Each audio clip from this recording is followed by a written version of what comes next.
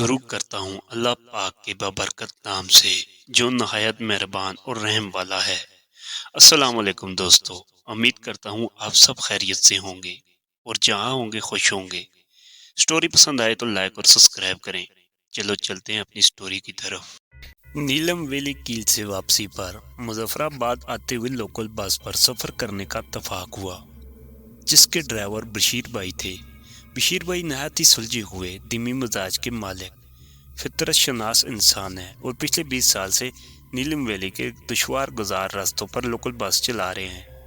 کیل سے مظفر آباد کا لوکل سفر تقریباً 8.5 گھنٹے کا ہے اور اس سفر میں فطرت کے دیوانوں کے لیے جذب امیز مناظر ہیں۔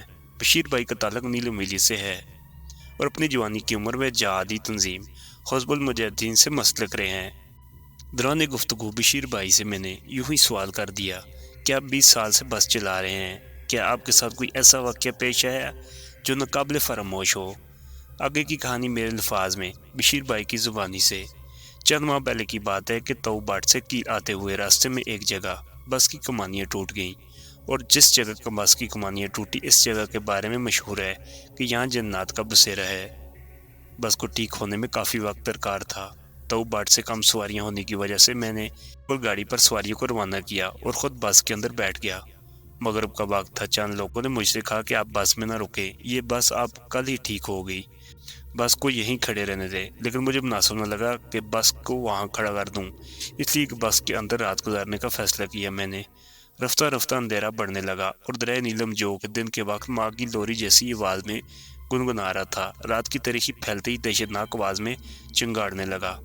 منظر ایسا کہ اندھیرے کے سوا کچھ سلجھائی نہ دیتا تھا، اور میں بس کی سیٹ پر بیٹھے بیٹھے دریا نیلم کی آواز کے ساتھ ساتھ ماضی کی بلبلیوں میں بہنے لگا۔ اچانک بس میں کچھ ہلچل ہوئی، میری چھٹی کسی انجانے اندیکھے خطرے کا پتہ دینے لگی۔ ایک سرد لہر پورے جسم میں دوڑی اور سردی کے باوجود میرا ماتھا مسینے سے ٹپکنے لگا۔ شاید بس میں کچھ لوگ سوار ہوئے، لیکن اتنی رات کو اس ویرانے میں بس پر کون سوار ہوا ہے؟ ایک لمحے میں کئی سوال اور لوگوں کی اس جگہ کے بارے میں کئی ہوئی باتیں میرے ذہن میں گونجنے لگیں۔ بشیر بھائی، اس جگہ رات اکیلے رکھنا ٹھیک نہیں ہے۔ کاش میں ان کی بات سن لیتا، لیکن اب بہت دیر ہو چکی تھی اور ان دیکھی مخلوق بس پر سوار ہو چکی تھی۔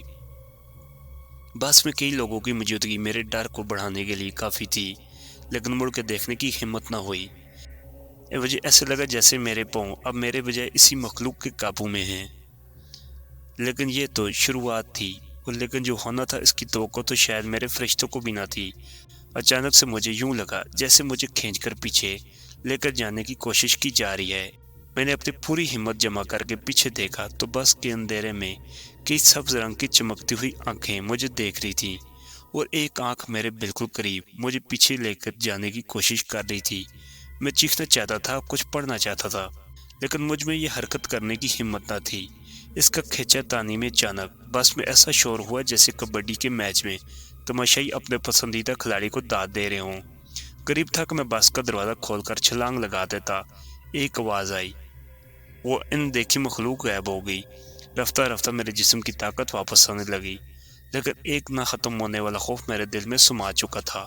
اس کے بعد میں نے ساری رات گاڑی میں جاگ کر گزاری اور بس کے دروازے پھر سے بند کیے اور صبح ہونے کا انتظار کرنے لگا۔